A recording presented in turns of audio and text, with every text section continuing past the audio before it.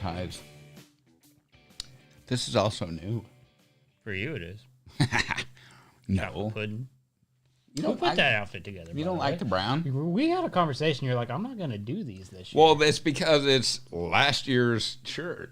Thanks for calling me out on the show. Well, we certainly didn't sell enough sponsor ads, pools, or trailers to afford you a new shirt. So, Cinch, hello. Hi. Wait, I'm getting. What was that, dude? Are we on the air? Yeah. What was that? You literally just reached under the table and rubbed his leg. What? Why did you do that? He's wanting another piece of cake. Rainbow cake? Yeah. What is it? What restaurant was that? We were at TG Fridays. So that's the one thing. All of you guys out there are like, NFR should come to Texas. Try finding a decent meal by the time we're walking out of Globe Life at 11:30 midnight. There's nothing. You would think that, with them knowing that the NFR was coming to town, they'd be like, all right, all hands on deck. Let's stay open late. No, instead, Governor of Texas is like, we're not going to shut anything down. 12 hours before the NFR starts, 50% bars are shut down. I had to drive 120 miles an hour just to get Taco Casa before they closed. So we have not been eating good food. Taco Casa is like, oh my gosh, come to my hotel room. Yeah, in Vegas, it's like, should we go to the Hard Rock? Should we go to Nobu? Should we go get a steak at one of the mini steak places? Such a different atmosphere again. Here, we're like, Taco Casa, Taco Bell, Taco Bueno. And that's Whataburger. Whataburger. That's set in the stomach good. I will tell you that's another thing too with Vegas. That's part of the fun of Vegas is going to meet everybody and hang out afterwards and, go around wins, cocktails, what have you. Now we go to Cowboy Christmas one time, talked to Randy and Jake, and then just left. Yeah, I haven't went. It is. It's kind of like Clark Griswold looking at the Grand Canyon. They just did that. All right, let's go. Yeah, I'm ready for our freaking Wally World moment because right about now I'm feeling pretty defeated. The bad thing about it is we need to hey, Ty, make note that we need to be sponsored by 5 Hour Energy or Yeah, I'll put. because we still got 5. Or you can do what I'm doing and just Coors Light. everything you can put into your system. That is not. I will kosher. tell you, we still got 5 rounds, guys. Jitters should be gone. Who's jitters? Are you nervous? Am I? Are you okay? Oh, I'm so nervous. I'm sitting in a bunker while everybody else is out there competing. I feel nervous. Wow, it's all good. I'm just sitting here talking about mostly your shirt. I can't look away. What is wrong with brown? Oh, it's a beautiful bowl of chocolate pudding. Oh my gosh! Can we talk about the round wins last night? Yeah. Let's talk about bareback riding. Bareback. I'm partial. We got Tim O'Connell. He is riding with a torn rotator cuff. Complete pain. Yeah, literally. It was funny. We were walking in, and he was doing this little TV thing, and he tried to grab Ivy was here. He tried to grab me and Ivy to walk in the commercial with him. And we were like, nope. We'll get to talk to Tim a little bit. Then he's like, yep, it's going to require lots and lots of surgery after this. So, yeah, he's going to be out. Who knows how long. Ironically, I was sitting in line at Whataburger. Ty, shut up, don't judge. And he called. He's like, yep, just had an MRI torn rotator cuff. I'm like, okay, what are we doing? He's like, what do you mean what are we doing? He goes, I'm going after another world championship. He goes, I'm going to fight through it. It's 8 seconds at a time. Bad thing about it is him, Casey Field. It's going into this NFR. And Clayton Bigelow. Yeah, Clayton Bigelow. Going into this NFR, and again, this kind of just shows some of my inexperience or the whole definition of anything can happen. I could have picked different categories from like, well, you're going to have an obvious winner there. You're going to have an obvious winner there.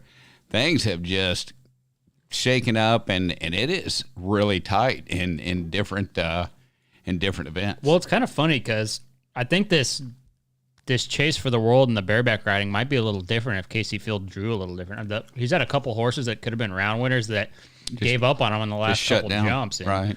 I think that's playing a big factor in, not that Tim hasn't rode great, because he has, and riding with that injury is pretty impressive. But Casey Field, it certainly helps when he kind of gets bad luck on a couple horses. So Right. It's all part of the game. Clayton Bigelow last night, everybody's been on their A game. You got to go through the list on what happened last night.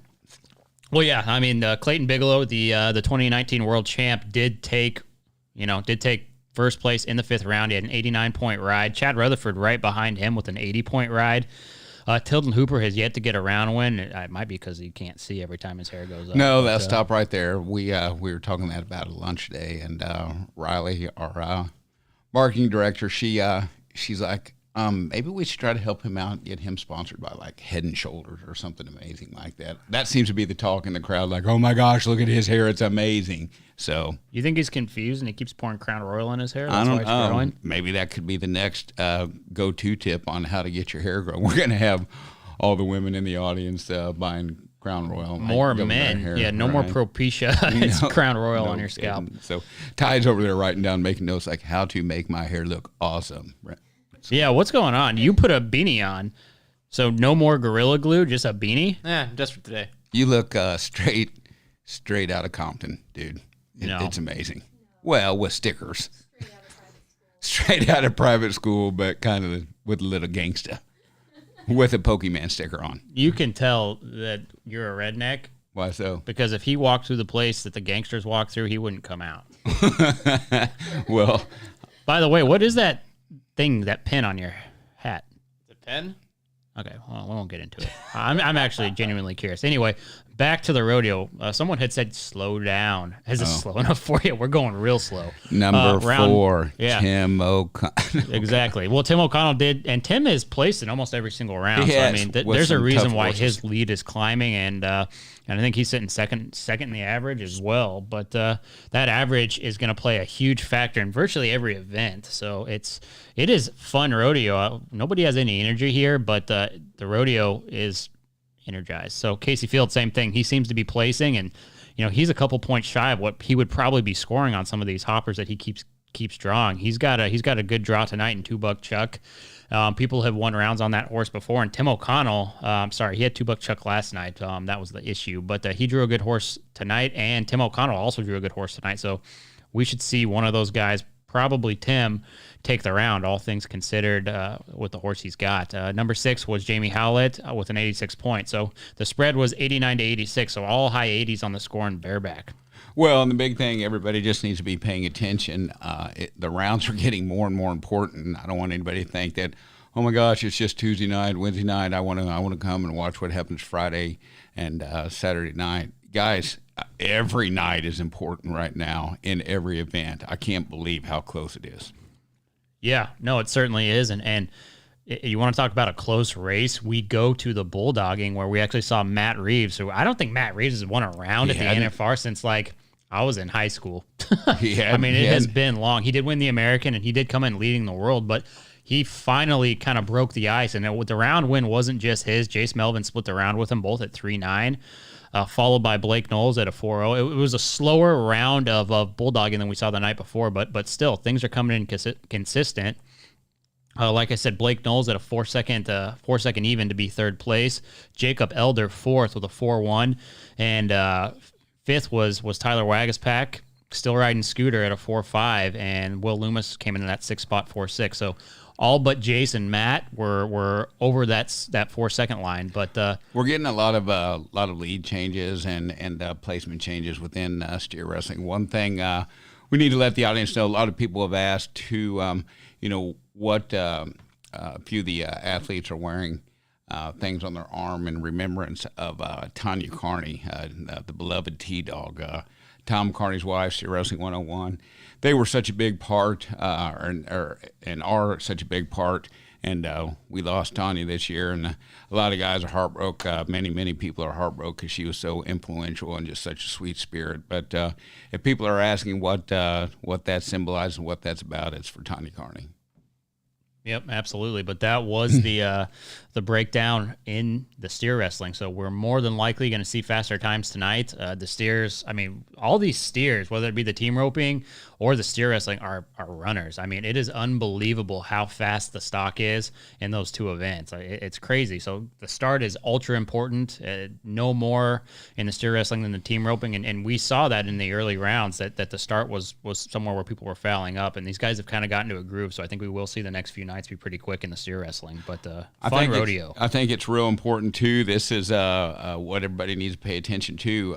We've got round 5 under our belt. And from what I understand, they were waiting up until round 5 to find out what the payout was going to be and whether or not they were going to get full payout. Rumor has it on the road they are getting the same payout now. They did announce that they are having Vegas. So, guys, round wins and placing in each round is so crucial because the money's there as well. So it's going to start getting real exciting. And these next couple events are where it's going to get really tight. Well, absolutely. I mean, the team roping has been such a roller coaster ride. If you're a team roping guy, if you like team roping, if you compete in team roping, you understand that this is an interesting race. And we saw some issues from Dustin and Travis, who have been pretty rock solid. I mean, we can't say it enough about Dustin Eskiza, but that guy throws rope, and it kind of bit him in the butt this past round because I think he tapped the fence with his horse, and it caused him some problems. But Jade Corkle, Clay Smith, some of the best to ever do it. 5 gold buckles between them. It was just a matter of time before they come in and light the arena on fire, and that's what they did, posting the quickest run of the entire rodeo, 3.6. I mean, it doesn't get much faster than that. With that barrier that they've got and the setup of this pin, it was tight on the head side. It was super tight on the heel side, and that's exactly what you need to get into those sub 4 second runs. And a 3.6 is lightning fast, so pretty impressive. But they took round number 5 with that 3.6, and then right on their heels, Clay Tryon and Jake Long at a 3.7. Junior Noguera and Cody Snow finally got connected for a 4 flat for the 3rd position. 4th in the round was Andrew Ward and Buddy Hawkins with a 4.1, and Levi Simpson and Shea Carroll, the guy from La Junta, Colorado, 4.7. 6 was Erich Rogers and Peyton Bray, and they won round 1 in the team roping and got it together with a 5 flat. But I mean, that 3.6 from Clay and Jade, and if you guys didn't get a chance, go back to last night's round winner interviews and listen to those guys. They were pretty ecstatic. And I love Jade Corkle. He is such a freaking force to be dealt with. One of the best healers to ever do it, in my opinion. You can learn so much just from watching him rope.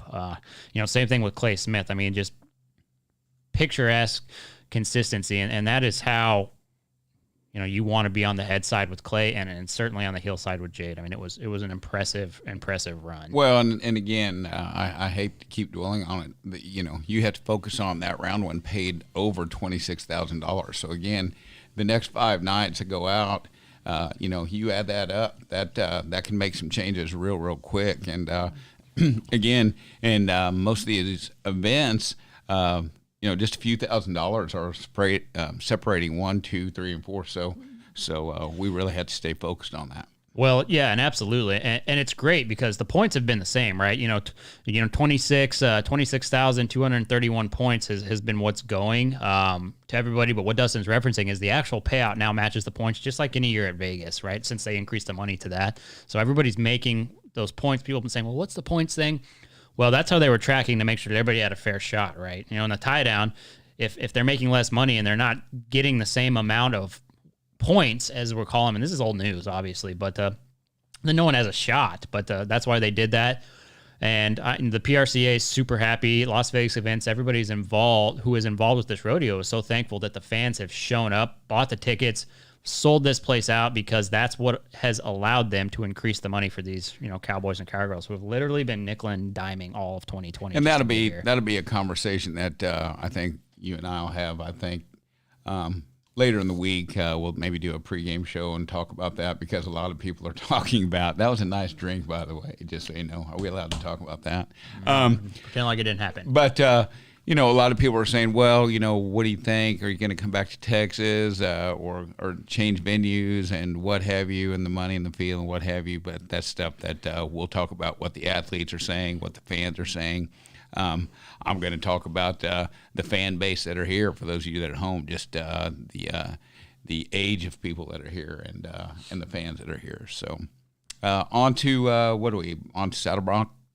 Saddle Bronc. So the guy who's kind of been leading the way since the American, Wyatt Casper, gets his round win in the National Finals Rodeo, 9.5 point ride on the same horse who got him all that money at the American, Onion Ring. So, you know, just across the street, a couple hundred yards away, earlier this year, he put on a show on that very same horse. That was pretty symbolic for him to win his round at the National Finals Rodeo on that same horse that set him up to win that American. So, you know, that horse has made that guy a lot of money. If he's got a place or a ranch bought, it's probably because of Onion Ring. So, you know, if they're going to do anything, turn it out on his place when that horse is retired. But he did win round number 1 at a 90.5 point ride. Brody Crest came in 89 points to be in the second position. He split that second and third money with Alan Bohr, who also had an 89 point ride. Lefty Holm came in at fourth with an 88.5. Stetson Wright, who has been lighting it up in the bull riding, got himself in the money last night with an 88-point ride. And then Sterling Crawley in that sixth position with an 86.5 points. I mean, it was a solid round of Saddle Broncs. I mean, some of the prettiest riding I've seen the entire time. I mean, these guys were beating the horses to the ground, and it just looked really good. So, yeah, it was a great night. So I'm hoping we see Zeke Thurston in there. There's a couple guys who who haven't quite got it going. Isaac Diaz, I bet he drew good tonight. We might see him do something. So it's about time. We're getting late into the rodeo, and I think we're going to see even more shakeups than we've already seen. So on to, of course, my favorite event, which would be tie down. We did see some of the old guard pull it off. I mean, Hunter Herring won the round. Hunter hasn't won a round since 2016, which was the last time he was at the National Finals Rodeo. So he has been battling against injuries and just things that happen in life. He's one of the older guys here, 36 years old, which doesn't seem like it's all that old, but when you have to perform it, those years catch up with you. So for him to post a 7.4 was pretty impressive. And I'm sure it's really special for him from being out of rodeo for quite some time. So another guy who is no stranger to the National Finals Rodeo, has got a world title under his belt, and he was the guy who was battling with Haven Magid last year. So it was about a $1,200 difference between Haven and Shane last year that kind of claimed that world title for Haven. So Shane Hanshey finds himself in the money, 7.5, taking the second position. Ryan Jarrett, 8.2. So you saw it was Hunter and Shane who had a pretty significant time lead on everybody else. Ryan Jarrett, who ties from the belt, he's one of two guys to ever do that. I've tried that before. I don't know how anybody does that. So for Ryan Jarrett to even be at the National Finals Rodeo tying from the belt is just crazy to me. But he's been to the NFR a lot of times, and he shows why he belongs there and put up a good time and kind of the dark horse of the tie down. Not so much. I mean, you're seeing him. He is second in the world right now as Weston Hughes, the young kid. It's his first National Finals Rodeo. If you look at what he's doing this year and you go back, fast forward to 2019 and watch what Haven did last year to ultimately win the world, it was the exact same thing Weston's doing this year. I don't know if he took a page out of Haven's book, but that consistency, he's been in the money every single night, guys. He's not going out there and winning rounds, but he's placing, and that is what you have to do to claim the average, and he is number one in the average. So unless he has any big foul-ups, I mean, we are seeing things get shaken up. Now, all it takes is Shad to go out there and win a round or two, and it's lights out for everybody else. But if these guys, these West Ends, and if Marty Yates gets it together, things continue to get interesting in the tie down, because I think Marty's sitting second in the average too. And that's one thing that I was talking about is everybody, and I was one of them. I was like, well, this is pretty well kind of just go out and watch Shad, whatever he wants to do, because it's he's so comfortable and leading so much, but so much has played out, and again, this money situation, what have you. Weston can do great things, and again, Marty, it's anybody's race right now. Again, Shad, I'm hoping goes ahead and catches his breath, gets all the nerves out, just goes out and shows what Shad Mayfield can do. But right now, that's going to be a real interesting event. I don't think anything's a for sure thing now. Well, I mean, in tie down, look, at the very beginning, it was like, maybe we don't even watch the tie down. Maybe we don't because we already know what's going to happen here. And then Marty Yates goes out and wins 2 rounds in a row.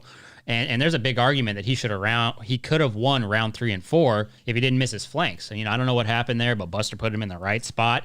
Actually, Buster's made the same run every single night, which is exactly what you need your horse to do.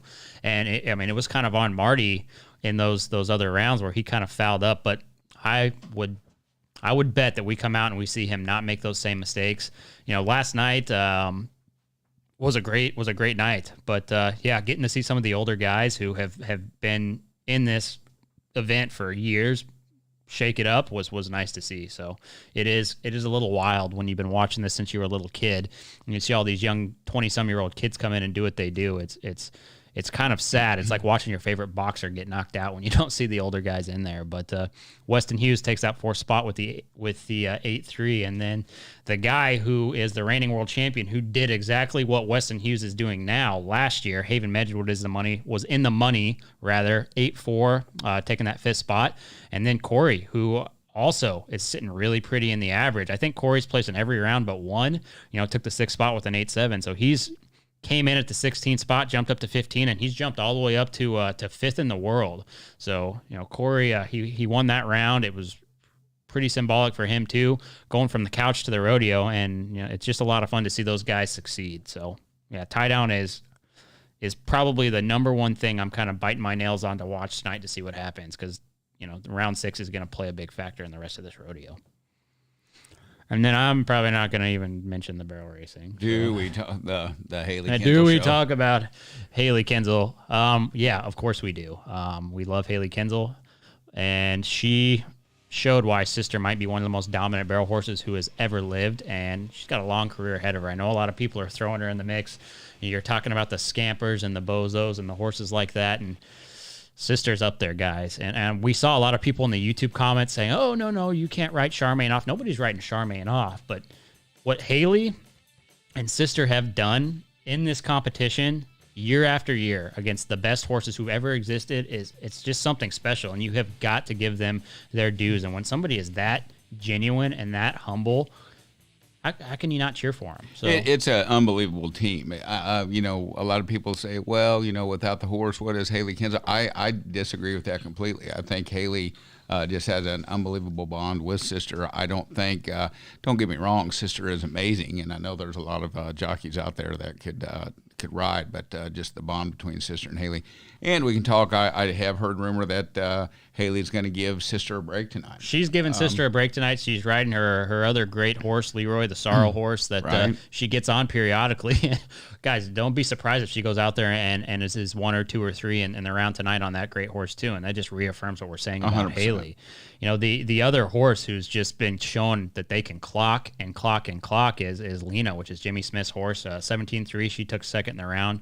Jimmy is showing that she's a force and why she is a Resistol Rookie of the Year in the past, and why she's sitting, I think, 3rd in the world right now. She's so cute. Good for Jimmy and her little unicorn socks. I'm so, I'm so happy for her. With her, this being one of her first showings, and that she's making the most of it and coming around with some of these top spots. Good for Jimmy.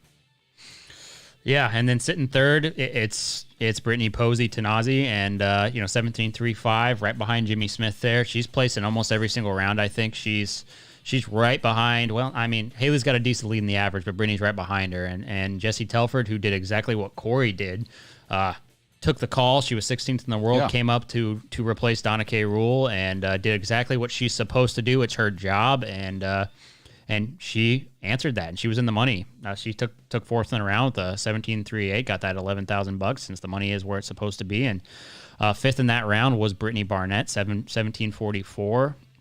And she split the 5th and 6th round money with Jill Wilson, who of course had the same time. So, look, the barrel racing is anybody's game still too. I mean, you could see any number of things happen. Haley is showing what she does, and she's a terrific performer. But Brittany Posey has been at this for a long time. She She is one of the best, if not the best, to do it when the pressure's on. Under pressure, So, you bet. keep an eye on that. I'm really excited for the barrel racing, just like I am the tie down. It is a horse race, just like it always is. So doesn't matter the venue. These ladies in the top 15 always show night after night that they're going to get faster and they're going to get better. So that's what we've seen. And then the bull riding, which has been great because we've got to see all these young guns come in and do excellent things. Some of the guys that are from my state, Colorado, have been lighting it on fire. But Take a drink. yeah. If anybody even remembers that joke, Tyler. Oh well. Ty Wallace getting his second go-round win of the National Finals Rodeo. He did stop by. We did get to catch up with him, but Ty was out for a couple of years. He got stepped on his leg once and got his arm stepped on not too far after that. I'm not sure of that order. Arm, leg, arm. Some appendages got stepped on consecutively after healing up, but he's showing that he is a tremendous athlete and a tremendous bull rider, and his comeback this year has been nothing short of fantastic. 91.5 points on Freddie Fender. Dude, he made him look like a steer. He rode that bull unbelievable. And I've said this before, I am by no means an expert, but when you see a guy hang on like that and you see that bull spin into his hand the way that it did and he holds on, it's just something to watch. And Stetson Wright has 2 go-around wins under his belt as well, and 90 points on his bull. And these dudes are coming to party. I mean, Stetson Wright, saddle bronc, he was in the money. Second place in the bull ride, and I mean, dude is casting some checks, and the number 1 guy in the world right now is Mr. Australia, Kai Hamilton. And if you guys get a chance to go back and listen to episode 2 of The Gauge, way back in June or May, whenever that was, and see the difference in the confidence between him and now. I mean, he said this is what he wanted to do, and he's doing it. I mean, you have got to appreciate when somebody puts the amount of work in, and you'll see in that episode he makes some jokes.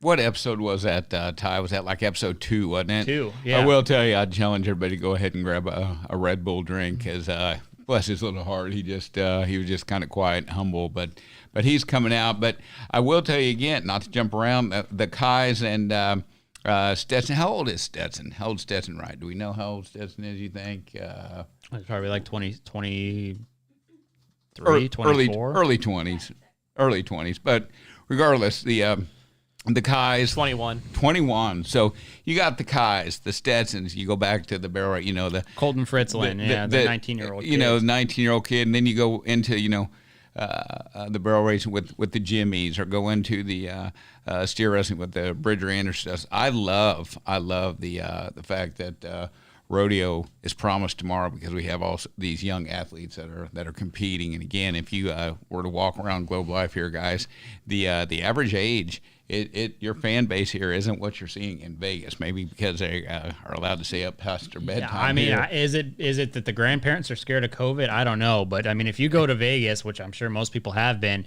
it is an elderly crowd here. Okay, I haven't been upstairs. I've been in the bunker all night, every night. I don't even know what it looks like out there except from the ground. But you were telling me that it's a bunch of young people. I agree because I've been up there a few times. It's much younger crowd. 100%. I've been upstairs, and I will tell you, you definitely have a lot more leopard pants and dress ups down here. Not that Grandma can't wear. I was about to say, pants, I got me a grandma, and she wears leopard pants. I'm hearing you, but I will tell you, just look the same. Just a totally different fan base upstairs, and it's so exciting to see the younger crowd, younger generation again. It's not like years ago they'd be listening to a pregame podcast. So, that's bright for the future rodeo. What's a podcast, Billy? We've tried to explain to the elderly what a podcast is. It's a lot harder than you guys think. It's easier to explain how to ride a bull. I still get texts to a golfer. Well, how do we listen to it? My phone's all messed up. I'm like, my jitterbug doesn't have apps. Just go to YouTube. Worst case scenario, go to YouTube and watch it. So I'm going to put a tube down you. What's a YouTube? I know, right? All right, finish up because I know we're getting ready to start. So, we are 2 minutes out, but now I'm going to go really, really fast. Kai Hamilton took round 3 with an 88-point ride. Boudreaux Campbell, who did win the finals at the PBR, got that $300,000 check. He won that deal. Not the world, but he won that. He won the final round, and he won the PBR finals. So he is, in the money, 87.5 points. Number 4, Clayton Sellers got himself in the money with an 87-point ride. And then Parker McCowan 84 points. And Mr. Colton Fritzland, who has been in the money a bunch, was just out with an 82-point ride. So lots of qualified rides last night. Kai Hamilton only has about a $1,000 lead ahead of Ty Wallace in the standings. It's going to be tight, guys. We're getting ready to start. Peace. We're only a few minutes out. Peace, we out of here. Go watch the rodeo, fools. Cowboy app, Cowboy Channel, or Cowboy Channel Plus app. Sorry, beer, energy drinks. We'll be bringing more live after the wins.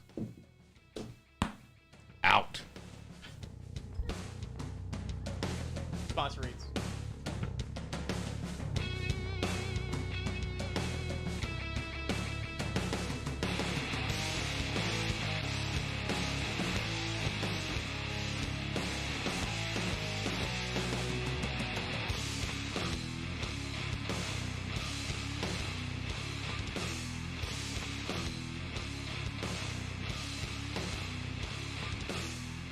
Guys, we want to take a second to thank our sponsors. We're going to start with these guys right here. Can you see my shoulder? Cavenders. Yeah, Cavenders is one of our... What? Yeah, I have the Cavenders lovely logo up on the screen. It's the same logo. It's just right above my nipples. Don't worry about it. Cavenders has been a trusted cowboy boots and western wear outfitter for over 50 years, guys. Cavenders has over... Cavenders.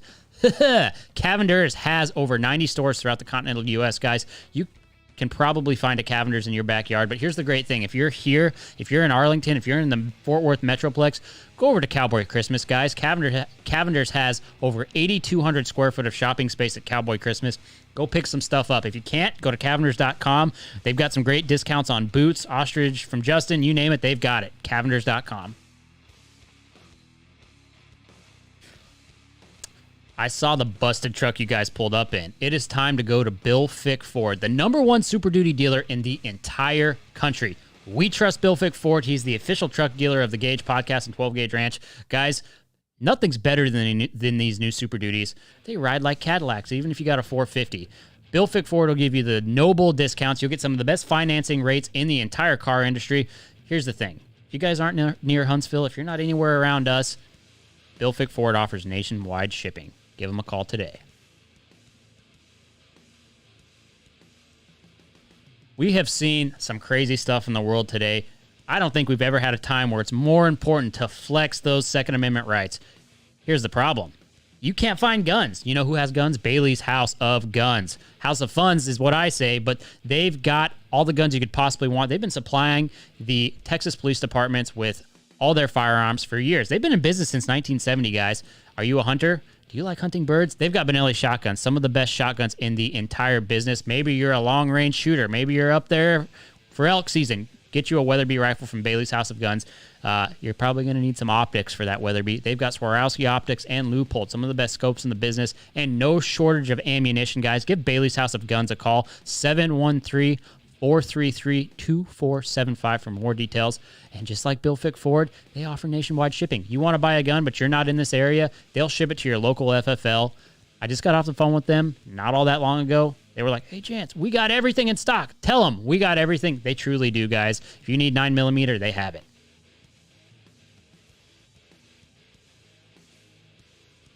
We make a lot of jokes about how our audience is all barrel racers, and actually I appreciate that. I come from a family of barrel racers. So when I talk to you guys about the Royal Crown Fraternity Derby and open barrel racing, you know I know what I'm talking about. It's going to be one of the biggest paying fraternities of 2021, guys. Look for their event in Bryan, Texas, where they've got $65,000 added to that fraternity. And then they're doing another fraternity very similar to that one in Rock Springs in August. Go to RoyalCrownRace.com or find Royal Crown on Facebook for more information. Guys, you can still get your stallion enrolled.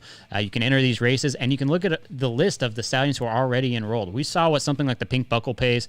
Guys, Royal Crown is coming up. You do want to enter this $65,000 added race.